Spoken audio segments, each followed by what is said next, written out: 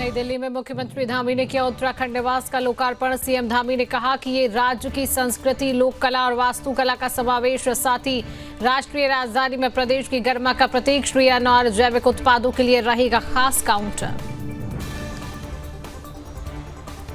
गंगोत्री धाम के कपाट बंद होने के बाद 1100 लीटर जल कलश हरिद्वार पहुंचा। गंगोत्री के रावल कलश लेकर पहुंचे श्री गंगा कलश जल यात्रा नेपाल पशुपतिनाथ के लिए रवाना हुआ।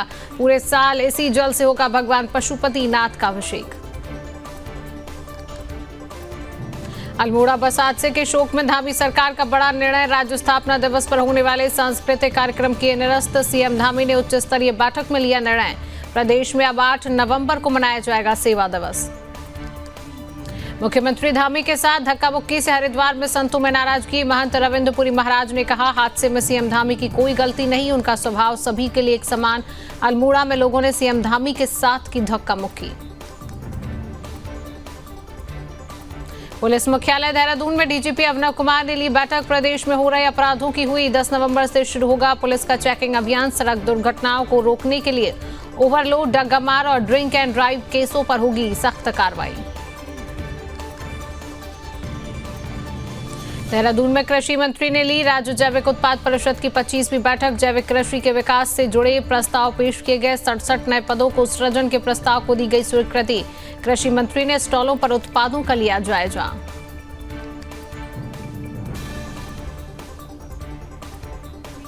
तीन सदस्य जांच समिति टीम रुड़की पहुंची। जांच समिति टीम ने पुल का निरीक्षण कर जांच शुरू की। शाम तक उच्च स्तरीय अधिकारियों को सौंपी जाएगी रिपोर्ट। निर्माणाधीन पुल का स्ट्रक्चर गिरने का मामला। उत्तरकाशी में 45 साल बाद पांडव लीला का आयोजन। पौराणिक संस्कृति के संरक्षण के लिए किया गया आयोजन। नवंबर से फरवरी के बीच होता है पांडव नृत्य का आयोजन। ग्रामीणों ने देवडोलियों से गांव खुशहाली की मन्नत मांगी।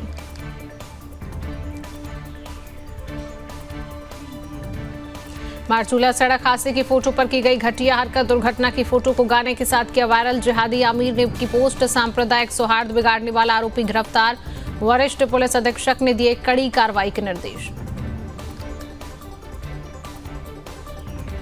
सितारगंज में फहराया गया उत्तराखंड का सबसे ऊंचा तिरंगा। अमरिया चौराहे का नाम तिरंगा चौराहा रखा गया। फहराए गए तिरंगे की ऊंचाई 208 फीट। तिरंगे को लगाने में हुआ लगभग 38 लाख रुपए का खर्च। क्षेत्र में खुशी का माहौल।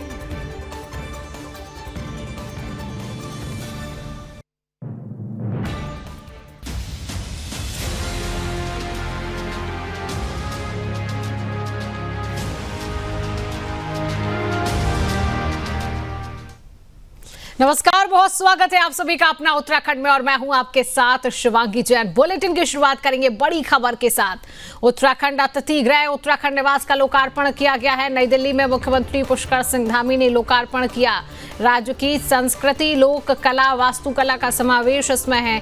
श्री अन्न जैविक उत्पादों के लिए यह खास काउंटर रहेगा। भवन राष्ट्रीय राजधानी में प्रदेश की गरिमा का प्रतीक। सीएम पुष्कर सिंह धामी का कहना है, आने वाले बजट सत्र में ये सख्त भू कानून लागू होगा। बड़ी खबर आप तक पहुंचा रही है। मुख्यमंत्री पुष्कर सिंह धामी ने नई दिल्ली के चाणक्यपुरी में उत्तराखंड राज्य अतिथि गृह उत्तराखंड निवास का लोकार्पण किया है। इस भव्य उत्तराखंड निवास का निर्माण लगभग 120 करोड़ 52 लाख की लागत से किया गया। इस अवसर पर सबसे पहले मुख्यमंत्री ने अल्मोड़ा जनपद के मारचूला बस दुर्घटना में दिवंगत आत्माओं की शांति और उनके परिवारजनों को धैर्य प्रदान करने की ईश्वर से प्रार्थना की है। मुख्यमंत्री धामी ने कहा है कि आज हम सब उत्तराखंड निवास के लोकार्पण के ऐतिहासिक पल के साक्षी बन रही हैं।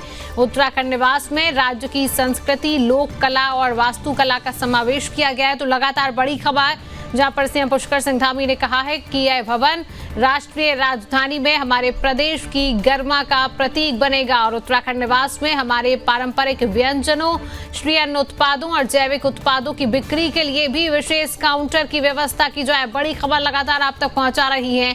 यह हमारे आने वाले अतिथियों के लिए भी एक विशेष प्रकार का अनुभव होगा। मुख्यमंत्री ने उत्तराखंड भवन के निर्माण में योगदान देने वाले सभी सहयोगियों का भी आभार किया है। सभी श्रमिकों के समर्पण भाव की भी सराहना की है। मुख्यमंत्री ने कहा है कि आगामी 9 नवंबर को हम उत्तराखंड राज्य की रजत जयंती वर्ष में प्रवेश करने जा रही हैं। लगातार बड़ी खबर, उत्तराखंड अतिथि गृह उत्तराखंड निवास का लोकार्पण किया गया है।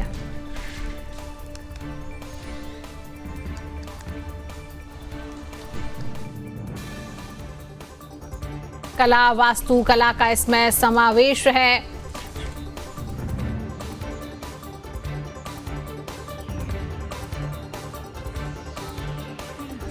लगातार बड़ी खबर हम आप तक पहुंचा रहे हैं, जहां पर उत्तराखंड अतिथि गृह उत्तराखंड निवास का लोकार्पण किया गया है।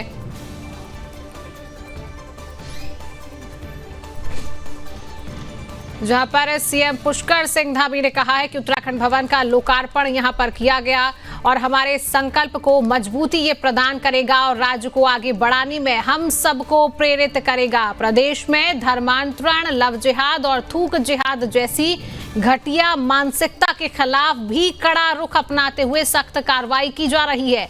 मुख्यमंत्री ने कहा है कि आने वाले बजट सत्र में एक सख्त भू कानून भी लाया जाएगा। इस अवसर पर कैबिनेट मंत्री प्रेमचंद अग्रवाल, गणेश जोशी, डॉक्टर धन सिंह रावत समेत सचिवगण भी मौजूद थे। तो लगातार बड़ी खबर, जहां पर उत्तराखंड अतिथि गृह उत्तराखंड निवास का लोकार्पण किया गया है। नई दिल्ली में मुख्यमंत्री पुष्कर सिंह धामी ने इसका लोकार्पण किया। नई दिल्ली के चाणक्यपुरी में इसका लोकार्पण किया गया है।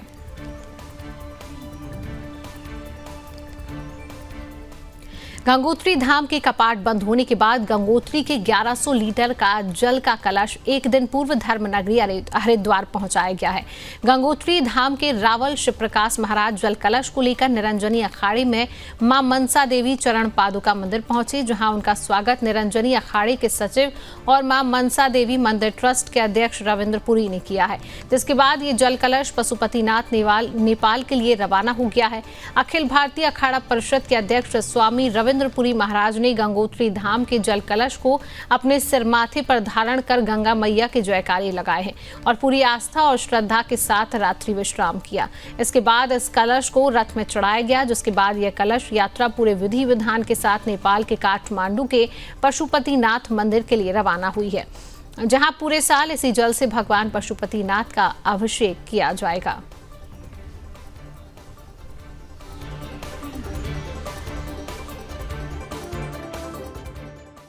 ओम भागीरथ्यै च विद्महे विष्णुपत्न्यै च धीमहि तन्नो गंगे प्रचोदयात्। आज जो गंगा मैया है, आपने सुना होगा, सबसे पहले जब भी गंगा मैया का जो पट खुलता है उस समय हमारे रावल जी गंगोत्री जाते हैं और जब पट बंद होता है रावल जी हमारे वहाँ से 1100 लीटर जल लेकर के काठमांडू जाते हैं और काठमांडू में पशुपतिनाथ जी का अभिषेक होता है। और हमारी परंपरा आज की नहीं, बड़ी प्राचीन परंपरा है।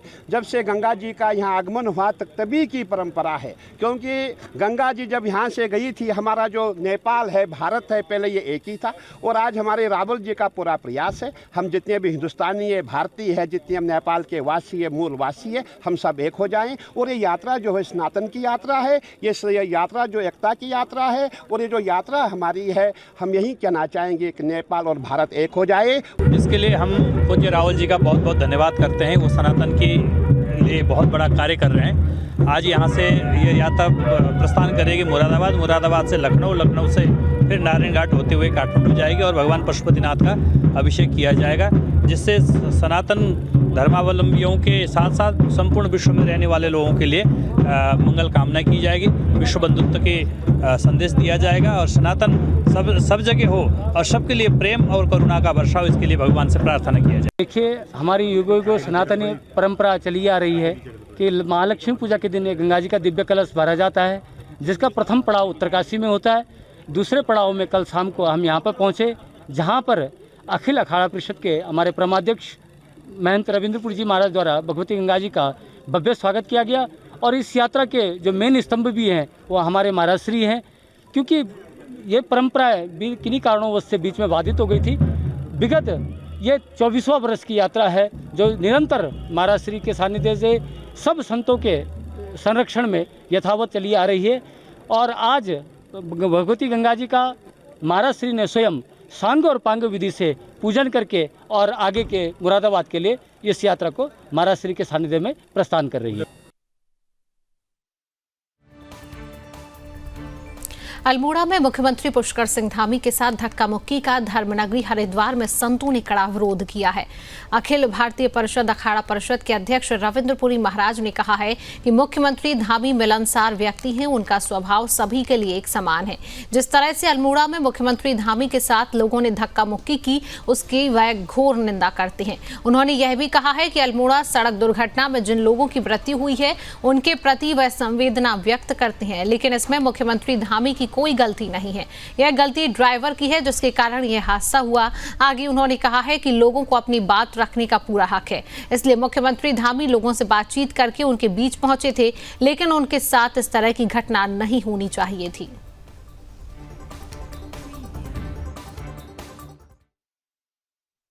मैं ज़्यादा कुछ नहीं कहना चाहूँगा। जब हमने खुद ये सोशल मीडिया पे देखा, मुझे खुद अच्छा नहीं लगा। हमारे माननीय मुख्यमंत्री जी जो है बहुत ही अच्छे व्यक्ति है। मैं समझता हूँ ऐसा मुख्यमंत्री हमें उत्तराखंड में आज तक न कोई मिला है, और शायद मुझे ऐसी उम्मीद आशा नहीं है आगे कोई मुख्यमंत्री ऐसा मिलेगा। और उनके साथ ऐसी हरकत करना उचित नहीं है। मैं समझता हूँ उनका क्या दोष है, ये दोष तो ड्राइवर का है जो गाड़ी चलाता है, और मैं समझता हूँ इससे छोटी हरकतें करना उचित नहीं है। तो मैं ठीक है, हमारे कोई लोग मरे हैं, हमारे भाई बंधु मरे हैं, वो बात अलग है, लेकिन मुख्यमंत्री का तो दोष तो नहीं है। मुख्यमंत्री क्या कर सकता है? और बाकी जो भी उसमें कार्रवाई हुई थी वो हो गई है। जो वहाँ का ATO था उसको सस्पेंड किया गया, और जो भी प्रयास मुख्यमंत्री जी के द्वारा हुआ उत्तराखंड में जो भी फंड देना था वो भी किया गया। फिर मैं समझता हूँ मुख्यमंत्री जी के साथ ऐसा हाथापाई का प्रयास करना उचित नहीं है।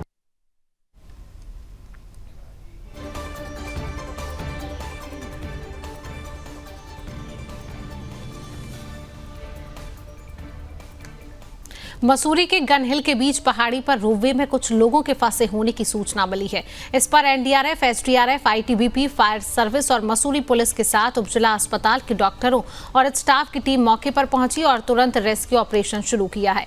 बता दें कि मॉल रोड के रोपवे में 5 लोग फंस गए थे। इनमें से एक बेहोश हो गया। इसकी सूचना से गनहिल में अफरा तफरी मच गई। टीमों ने रोपवे के अंदर फंसे सभी लोगों को सुरक्षित नीचे उतार लिया है।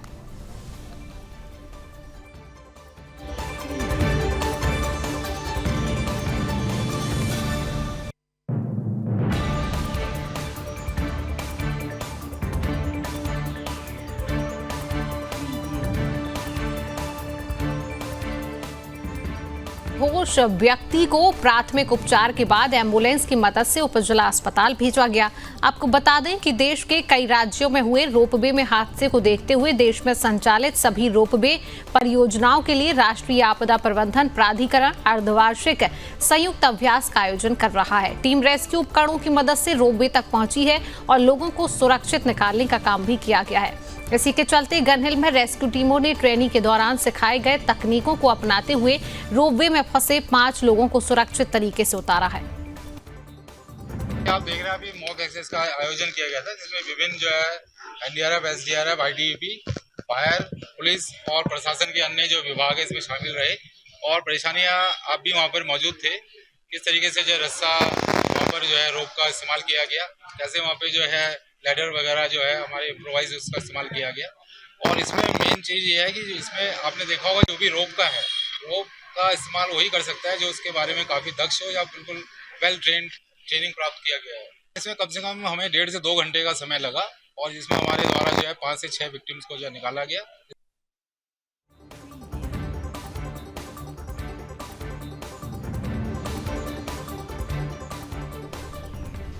अल्मोड़ा के सल्ट में बीते सोमवार को हुई बस दुर्घटना के शोक में राज्य स्थापना दिवस की पूर्व संध्या पर प्रस्तावित सांस्कृतिक कार्यक्रम निरस्त कर दिए गए हैं। उत्तराखंड सचिवालय देहरादून में मुख्यमंत्री पुष्कर सिंह धामी की अध्यक्षता में हुई उच्च स्तरीय बैठक में यह निर्णय लिया गया। बैठक में सड़क हादसे पर गहरा दुख व्यक्त कर मृतकों के परिजनों के प्रति शोक संवेदना व्यक्त की गई है और सभी घायलों के जल्द स्वास्थ्य लाभ की कामना की गई। मुख्यमंत्री धामी ने कहा कि दुख की इस घड़ी में पूरी सरकार शोकग्रस्त परिवारों के साथ खड़ी है। अस्पतालों में भर्ती घायलों को बेहतर इलाज उपलब्ध कराया जा रहा है। विभागीय अधिकारियों को निर्देश दिए गए हैं कि घायलों के इलाज में किसी भी प्रकार की कोताही बर्दाश्त नहीं की जाएगी। मुख्यमंत्री ने निर्देश दिए हैं कि इस हृदय विदारक दुर्घटना के शोक में राज्य स्थापना दिवस की पूर्व संध्या पर प्रस्तावित सांस्कृतिक कार्यक्रमों के स्थान पर 8 नवंबर को प्रदेश में सेवा दिवस मनाया जाएगा। इस अवसर पर प्रदेश भर में सफाई अभियान चलाया जाएगा और नारी निकेतन, वृद्धाश्रमों, महिला आश्रमों में फल वितरण आदि सेवा कार्य आयोजित होंगे।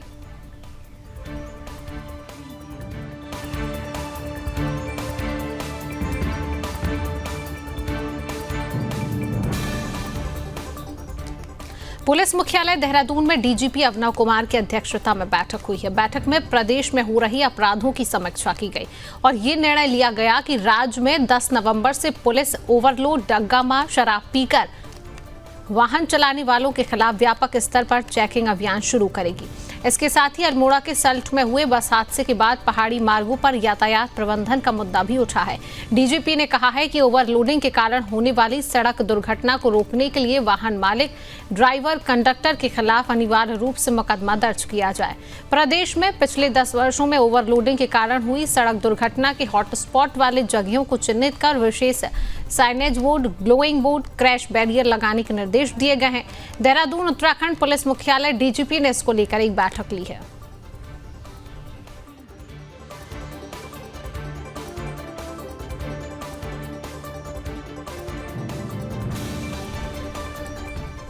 खबर देहरादून से है, जहां किसान भवन में कृषि मंत्री गणेश जोशी की अध्यक्षता में राज्य जैविक उत्पाद परिषद की 25वीं परिषदीय बैठक आयोजित की गई है।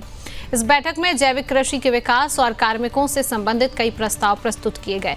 बैठक में जैविक उत्पाद परिषद के वर्तमान ढांचे की मजबूती के लिए 67 नए पदों को सृजित किए जाने के प्रस्ताव को स्वीकृति दी गई है। मंत्री ने अधिकारियों को जैविक खेती के विकास के लिए कार्य योजना बनाने के भी निर्देश दिए हैं।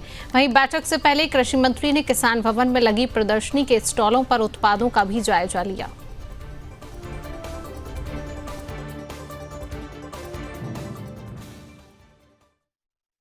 माननीय मुख्यमंत्री जी का आभार व्यक्त करता हूँ कि जैविक उत्पाद परिषद का किया और मैंने एक हफ्ते के अंदर ये बैठक आयोजित की है और जो मैंने मंत्रालय संभालने के बाद 3 साल में अनुभव लिया है वो आज बोर्ड के कई माननीय सदस्यों के साथ, अधिकारियों के साथ हमने शेयर किया है। और धामी सरकार का संकल्प है कि 2025 में जब राज्य 25 साल का होगा, हम 50% से अधिक जैविक होंगे। आज हम 30% ऑर्गेनिक हैं।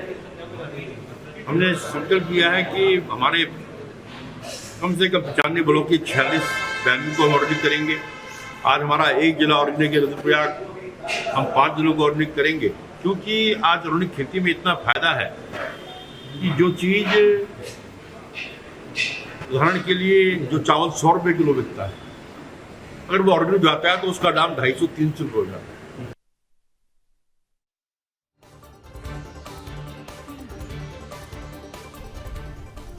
खबर रुड़की से है, जिसमें रेलवे ब्रिज के पास पीडब्ल्यूडी के बनाए जा रही निर्माणाधीन पुल का स्ट्रक्चर गिरने के मामले में 3 सदस्य जांच समिति टीम रुड़की पहुंची है और पुल का निरीक्षण किया गया। साथ ही पुल का स्ट्रक्चर गिरने की जांच की गई है। आपको बता दें कि शासन स्तर से 3 सदस्य जांच टीम गठित की गई थी, जिसके चलते देहरादून से मुख्य अभियंता राकेश चंद्र शर्मा के नेतृत्व में 3 सदस्य टीम घटनास्थल पर पहुंची और पुल गिरने के मामले में जांच की गई। पुल गिरने में किसकी और कहां लापरवाही रही, इन सब बिंदुओं पर जांच पड़ताल की जा रही है। वहीं मुख्य अभियंता राजेश चंद्र शर्मा ने बताया कि उच्च स्तरीय अधिकारियों को आज शाम तक रिपोर्ट सौंप दी जाएगी।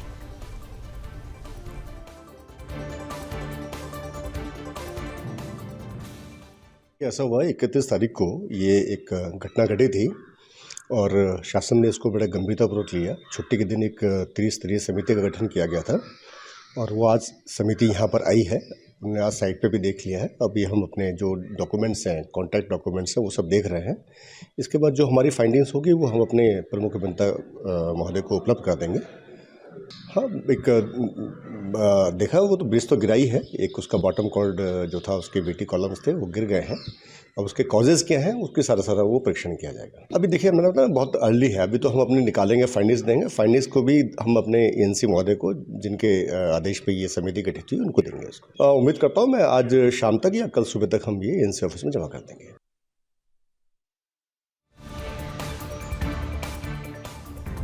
खबर उत्तरकाशी से है, जहां डुंडा ब्लॉक के भाट गांव धनारी में 45 साल बाद फिर अपनी पौराणिक संस्कृति को बचाए रखने के लिए ग्रामीणों ने पांडव लीला मंचन का आयोजन किया है। ग्रामीणों का कहना है कि यह हमारी पौराणिक संस्कृति है जो धीरे धीरे विलुप्त होती जा रही है।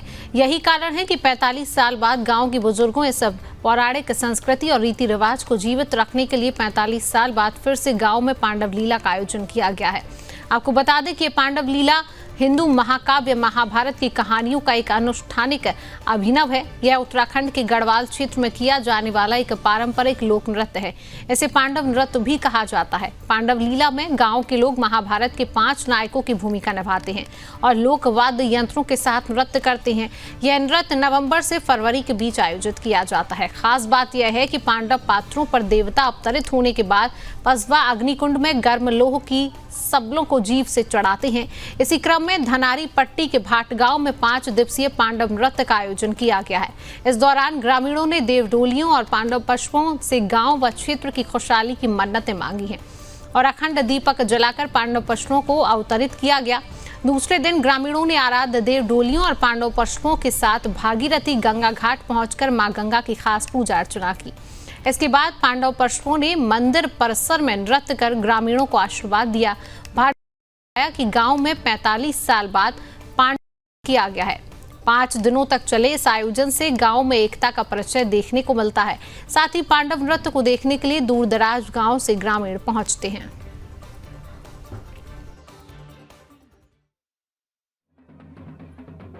हम चाहते हैं कि हमारे यहाँ की जो पौराणिक संस्कृति ये जीवित रहें और हमारे आगे आने वाली जो पीढ़ी है उनके मानसिक पटल पर ये सब चीज़ जो है ये छाई रहे, तथा साथ ही हमारी आगे आने वाली जो पीढ़ियाँ हैं जितने भी हैं, तो ये जो पांडव लीला है जो हमारी पौराणिक संस्कृति है ये जीवित रहे और हमारे आगे आने वाली जो पीढ़ी है वो इसके मार्ग पर चलें।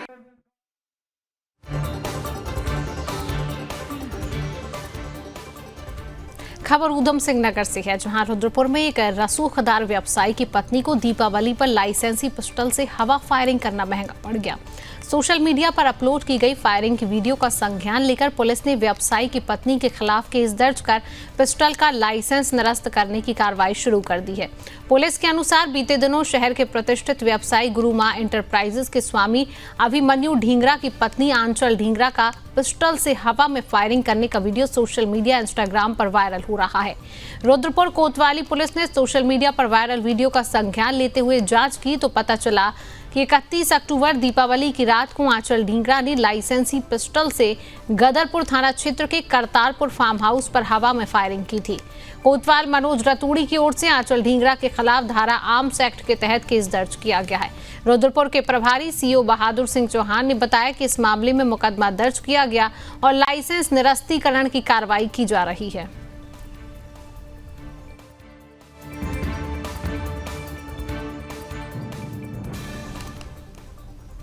देवभूमि उत्तराखंड में भावनाओं से खिलवाड़ करने वाले अराजक तत्व तेजी से पनपते जा रहे हैं।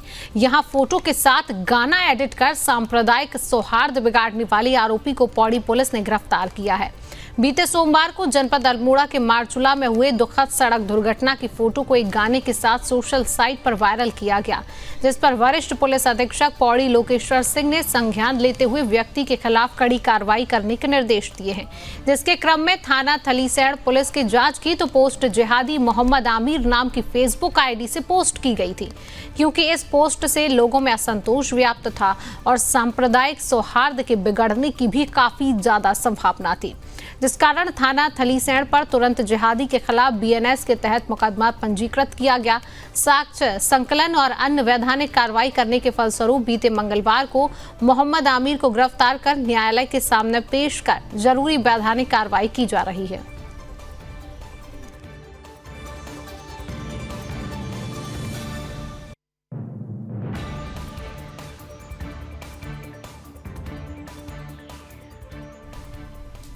खबर सितारगंज से है, जहां अमरिया चौराहे पर सितारगंज विधायक और कैबिनेट मंत्री सौरभ बहुगुणा ने उत्तराखंड का सबसे ऊंचा तिरंगा फहराया है। साथ ही अमरिया चौराहे का नाम तिरंगा चौराहा रखा गया।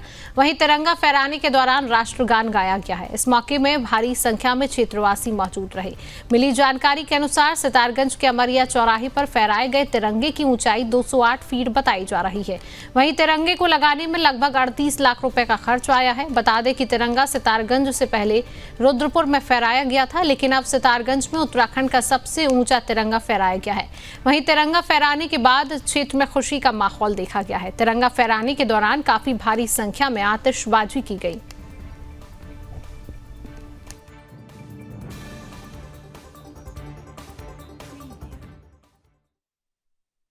के समस्त वासियों को बहुत बहुत बधाई और शुभकामनाएं देता हूं कि आज उत्तराखंड का सबसे ऊंचा तिरंगा ध्वज, हमारा देश का शान बान शान, आज हमारे तिरंगा चौक पर हमने लगाया है। 208 फुट का ऊंचा ये पूरा तिरंगा है और पूरे क्षेत्रवासियों को बधाई देता हूं। और आप सबके चैनल के माध्यम से मैं अपने आज उत्तराखंड के शहीदों को, अपने देश के शहीदों को, स्वतंत्र संग्राम सेनानियों को, हमारे जितनी भी फोर्सेज हैं, आर्म फोर्सेज, हमारी नेवल फोर्सेज, हमारी एयर फोर्स, हमारे पैरामिलिट्री फोर्स, पुलिस के दल, और सबको मैं आज नमन करता हूं कि आज जिनकी वजह से हम आज़ाद भारत देश में सुरक्षित भी हैं और जिन्होंने इस देश को आज़ाद कराने में अपना पूर्ण योगदान दिया। ये झंडा हमको उसी के बारे में याद दिलाता है, हमारा प्रतीक है आज़ादी का।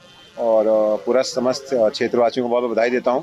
और आज हमने इस चौक का नाम भी जो है अमरिया चौक से तिरंगा चौक पे चेंज किया है। जनता की भावना थी कि इसका नाम तिरंगा चौक रखना चाहिए।